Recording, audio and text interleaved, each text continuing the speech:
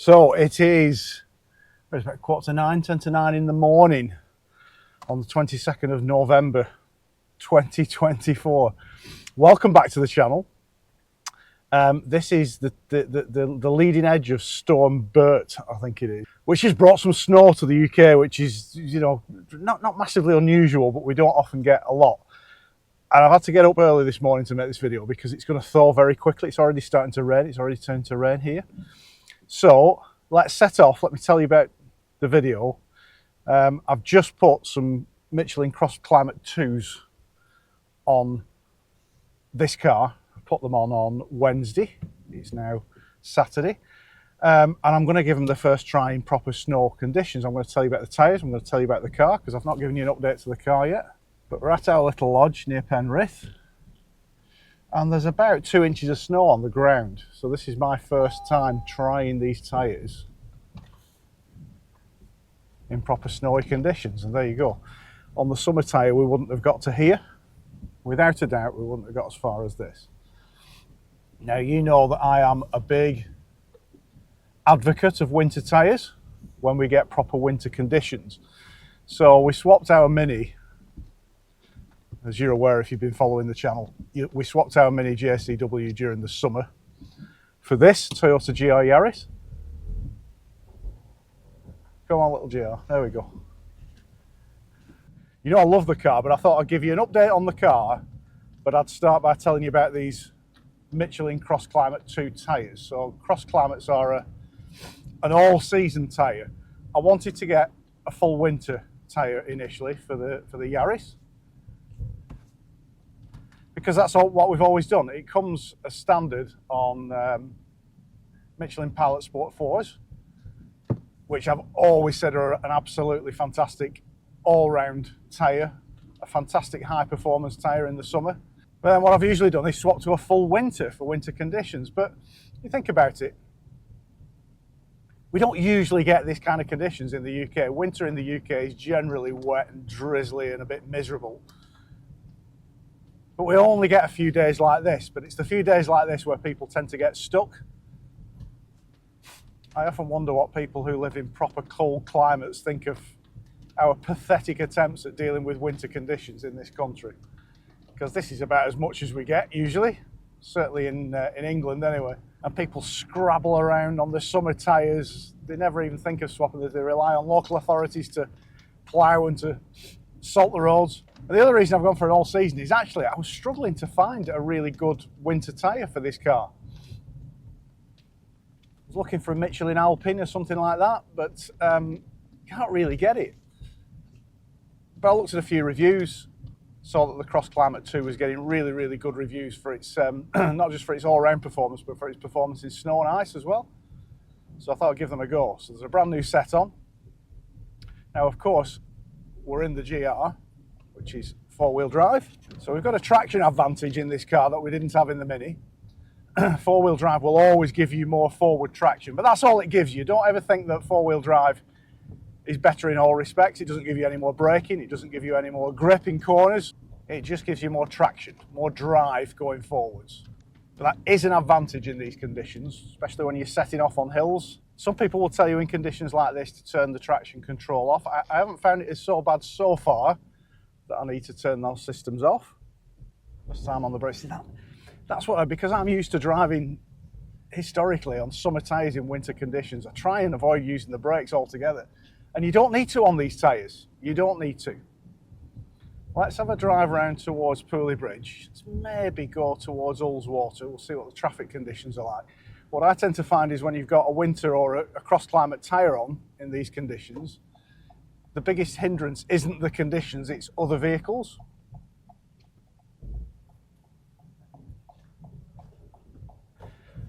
So first impressions in proper winter conditions are pretty good. The car, well, it accelerates fairly well. I mean, you wouldn't give it a big belt, but it actually, when I do that, it does accelerate. It doesn't spin all the drive away to all four wheels. Turn into a corner like this and the car turns. Checking behind, we'll just do a little brake test. And it brakes really quite well, to be honest. And I know I'm always doing these videos. I did one a couple of years ago where we just put winters on the Mini for the first time, and it's, oh gee whiz, it works in winter. Again, if you live in a cold climate where this is a regular sort of weather pattern, this is normal. Put winter tyres on your car, carry on. This is normal. But remember, this isn't a winter tyre, this is an all-season tyre. It is labelled as a full winter tyre, so it has that three-peak mounting symbol on the side of the tyre, which means if you're in countries where it's a legal requirement to put winter tyres on, this is a legal tyre. I think if I was going somewhere really Arctic, I'd probably have something a bit more of an extreme full-on winter tyre. But in these conditions, these tyres feel fine. And I suppose, as you know, as a motorist, as a customer, the biggest advantage of these tyres is you can just put them on the car and leave them on all year round. They have better wear characteristics than in summer than a winter tyre. There's stories of people getting 30, 40,000 miles all year round off a set of CrossClimates. I won't be doing that because this is more of a high performance car.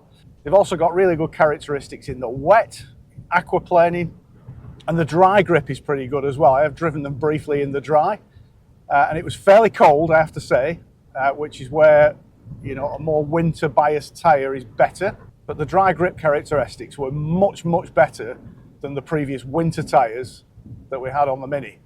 Winter tyres are a much softer one with much more pliable tread blocks, things like that.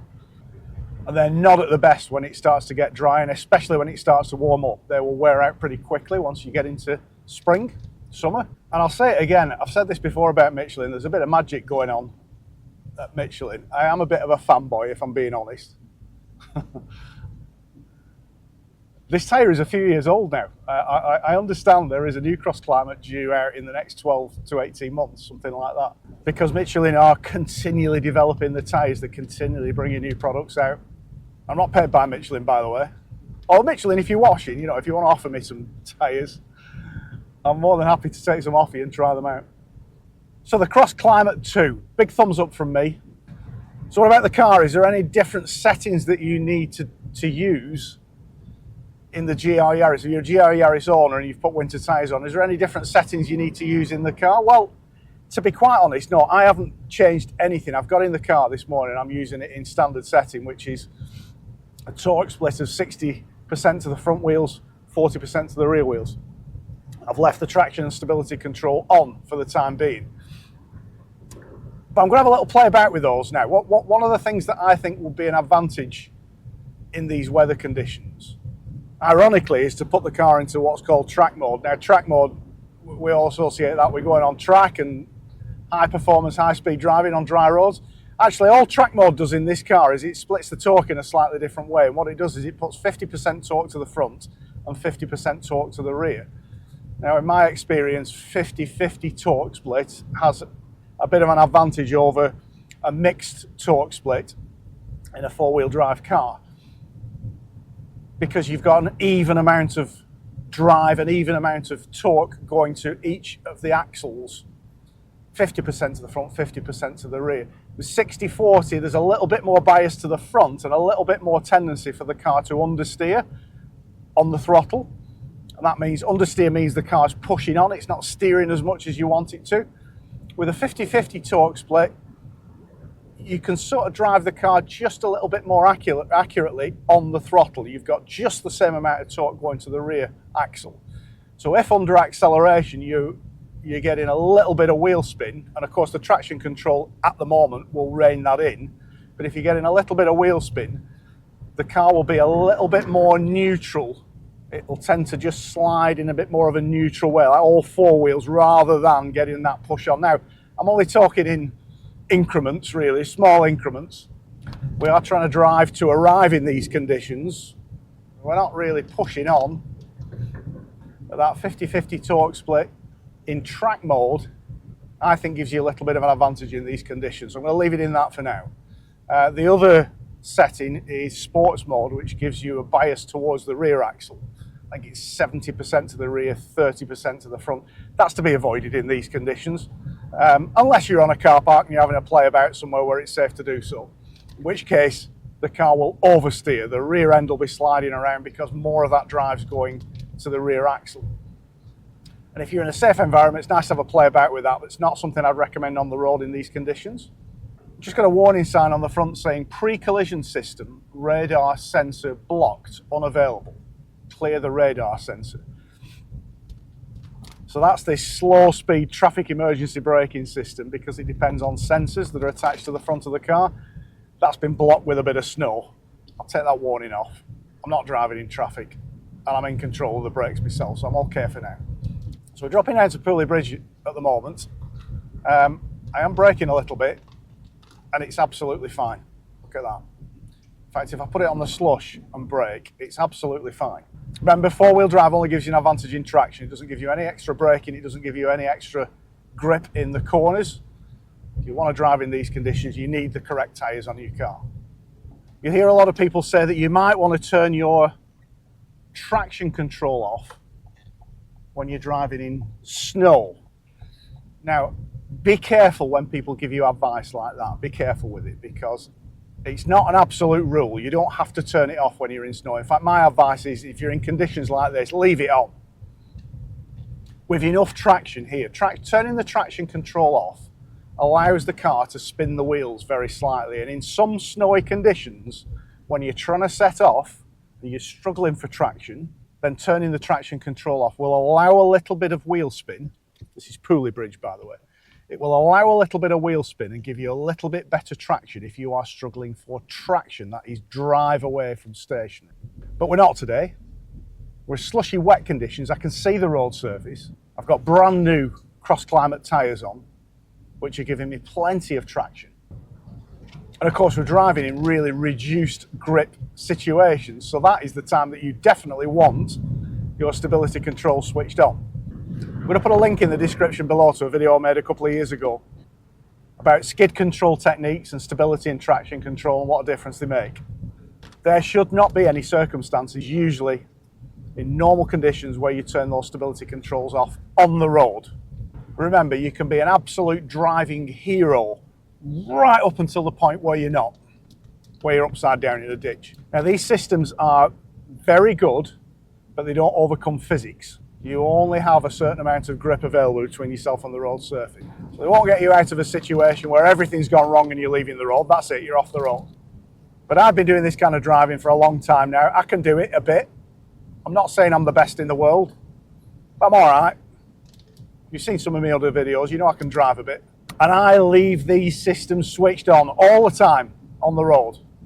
Look at this. What about that for an example of a British winter? There's no snow at all now. We've just dropped down to Ullswater. There's no snow in these fields, nothing. We are going to climb up in a minute.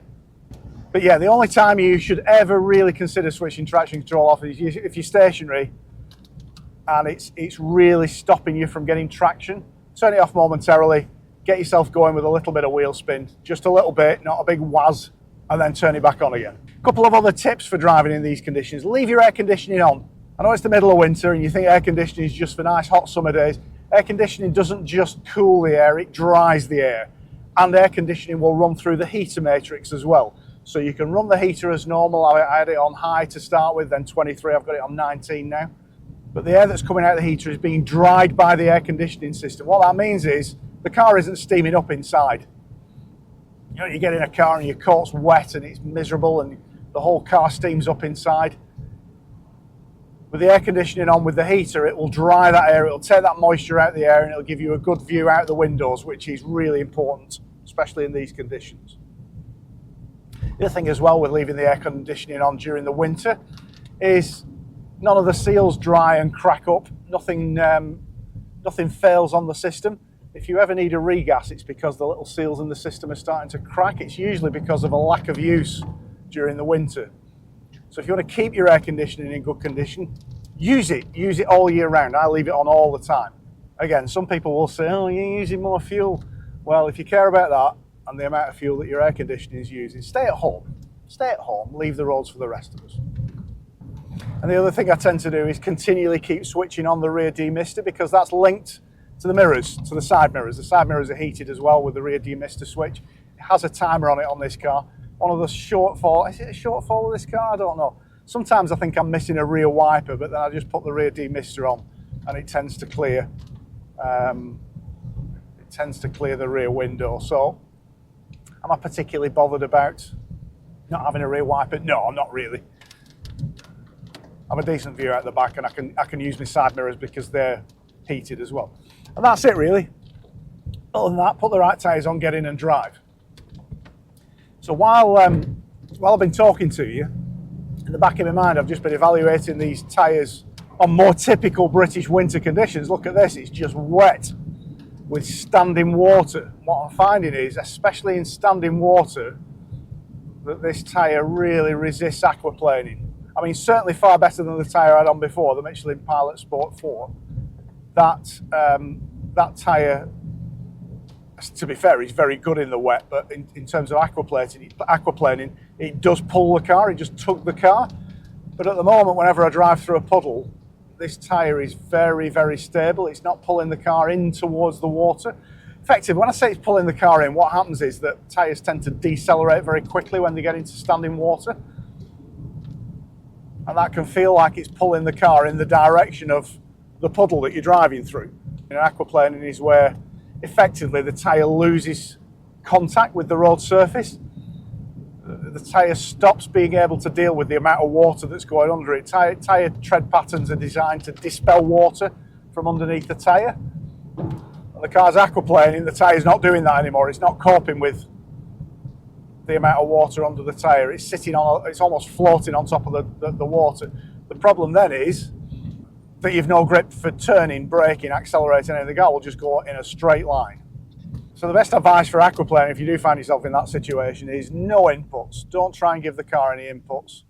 You give a steering input or a brake input or an acceleration input when the car's aquaplaning, it's not going to do anything. The problem then is you come out the other side of the water, the car will regain traction, it will regain grip with the road surface, and it'll do whatever you've given the input with a big delay. So you'll put some steering on, nothing happens, then you come out the other side of the puddle, boink, and it'll grip and go in the direction that you've put the steering on.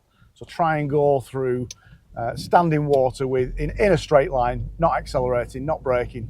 But back to this tyre, it seems to resist that aquaplaning. It obviously has a much better ability to deal with standing water and to dispel water from underneath the tyre.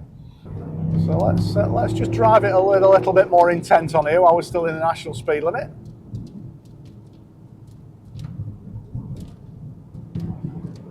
Temperature now is 4 degrees. Air temperature is really important in these conditions. Remember, the road temperature tends to be 2 to 3 degrees lower than the air temperature. That's why your car gives you a bong when the temperature usually gets down to about 3 degrees. So risk of ice, 3 degrees. And you'll think, well, 3 degrees, that's well above freezing. But actually at road surface temperatures could be considerably lower than that. Now this road has been salted. It's nice and clear. And then we drop into a 40 limit here. So we'll stick with that.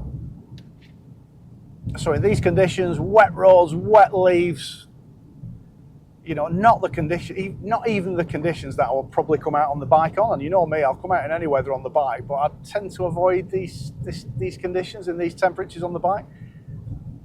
Certainly in this, with these tyres on, this is as sure-footed as you're ever going to get on a road in these like this in these conditions. So we've tried these tyres in all the kind of winter conditions that you'll get in the UK in the space of about, what, 20 minutes, 25 minutes? Let's talk about the car for a minute, because actually I haven't been driving this car very much since we got it in the summer. Mainly because I ride a bike most of the time. I'm normally on the bike, and Mrs. Local is usually driving this car. But this last week or so I've been driving it a little bit more, and it's put a massive smile on my face. I hadn't forgotten how good it was, but it's just so nice to get in it and drive it properly every now and again. I did do a review of this car when I first got it, and I'll put the link in the description below, but some of the things that have really stuck with me with this car are the feel of the controls to start with. The seat fits me really nicely. People complain that it's a little bit high. The only thing I've done is I've fitted a little bit of kit to the back of this mirror that raises the mirror a little bit, which has given me a better view through this part of the windscreen. That's made a nice difference. The seat at its lowest setting is fine for me. I'm 6 foot with a long back, And I've got a good view out now. I've moved that mirror up. I think that was a good addition. It was about 25 quid off Amazon. Fitted in 10 minutes, piece of cake. But the other control, the steering wheel. So the steering wheel, this doesn't get enough credit. It's round. I really do have an aversion to steering wheels that aren't round, that have flat bits at the top, flat bits at the bottom, and you know, they're purely designed for aesthetic reasons, for how they look in the car. And yeah, they might look good, but I like a wheel. And if you're a driver, if you're driving on roads like this regularly, you just want some consistency. But not only is it round, it's got the perfect width. The wheel in the Mini was really thick and chunky. In this car, it's a bit more slim. It just feels right in the hand. The gear stick, again, nice short distance between the steering wheel and the gear stick. But there's nothing fancy here, it's just a gear knob. But when you change gear, the feel of the gearbox,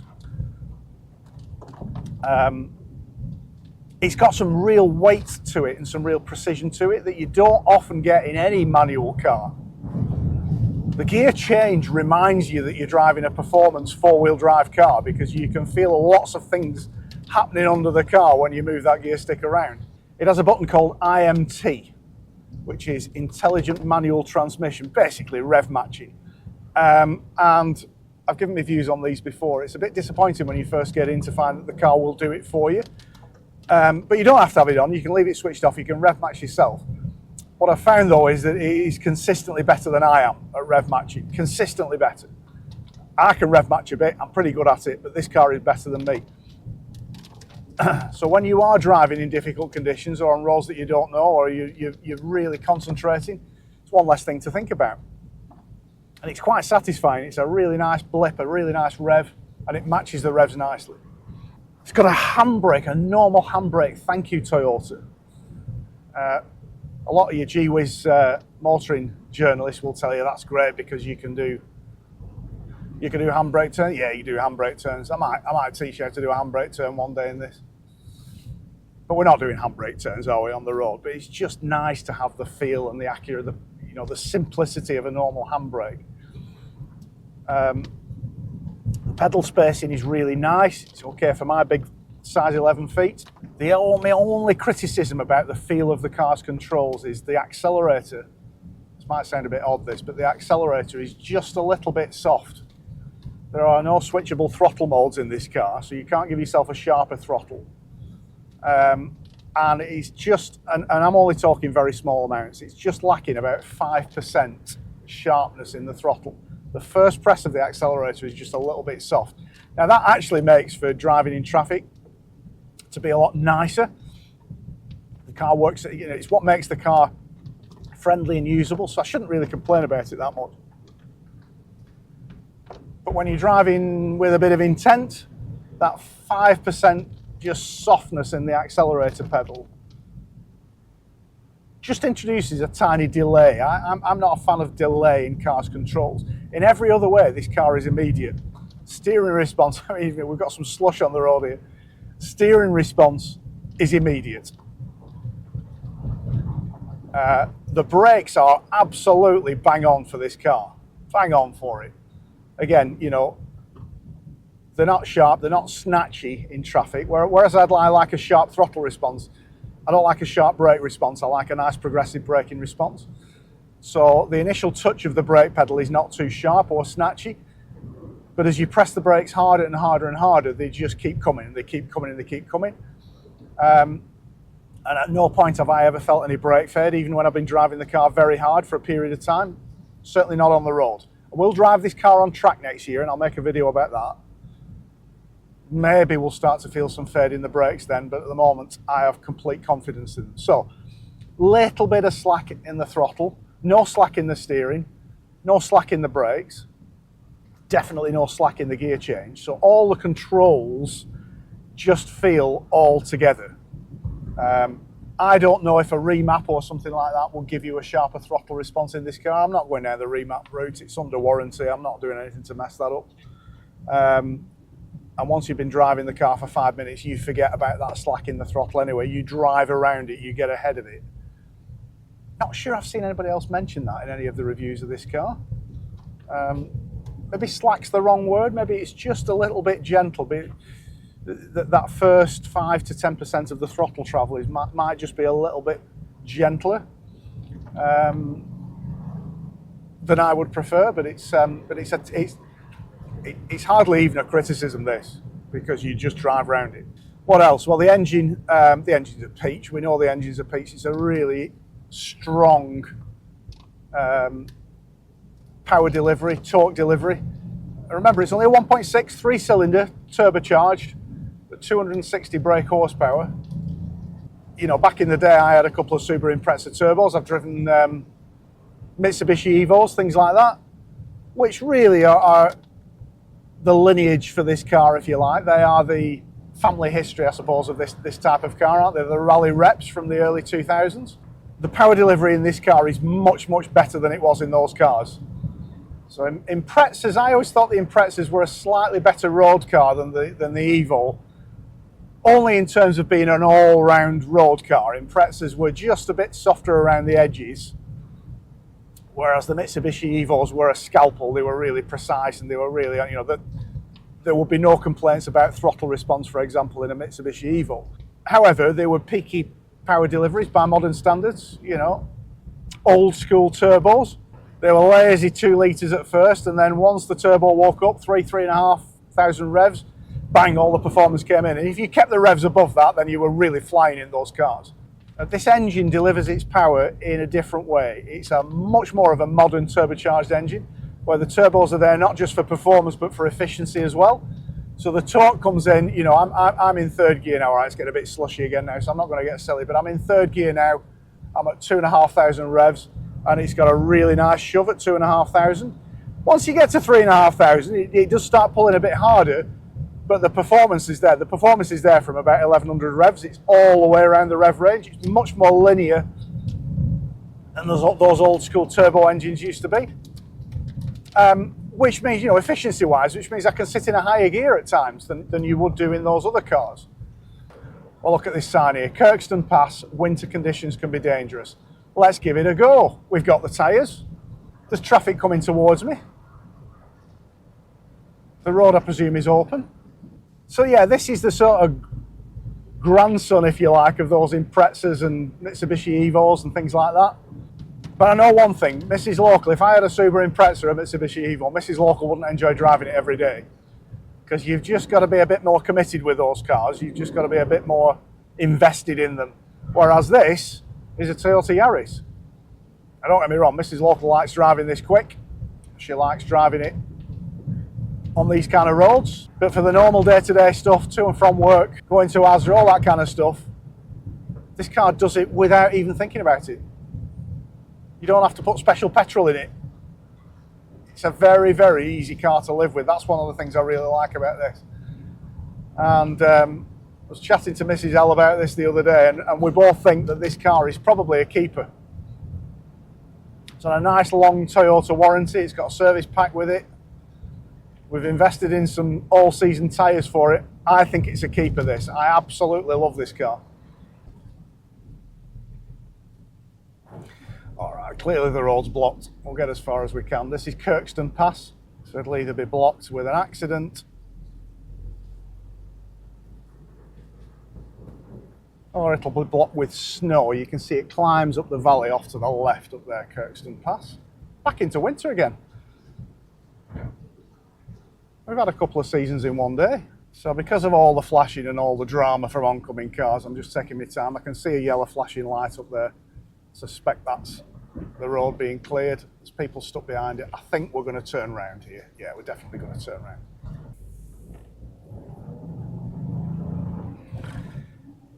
It was probably a little bit ambitious coming to Kirkstone Pass today. We'd have got through.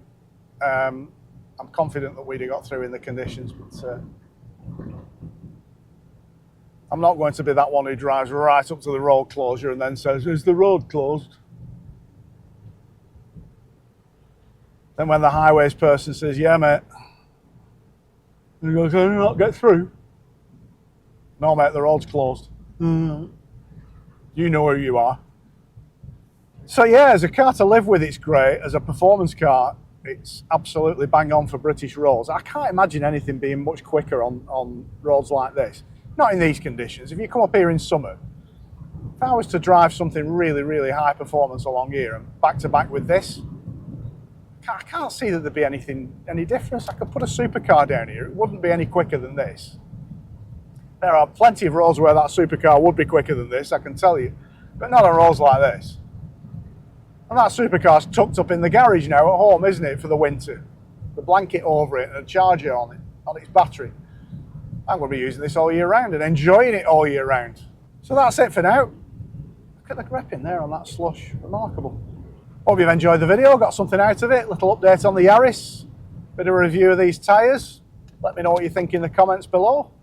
I'm still editing the India video, so if you've been enjoying the videos where we're riding around the Himalayas on the bikes, keep coming back. I'm still editing those. They're just a longer edit than editing these videos. These are a bit quicker and easier to do.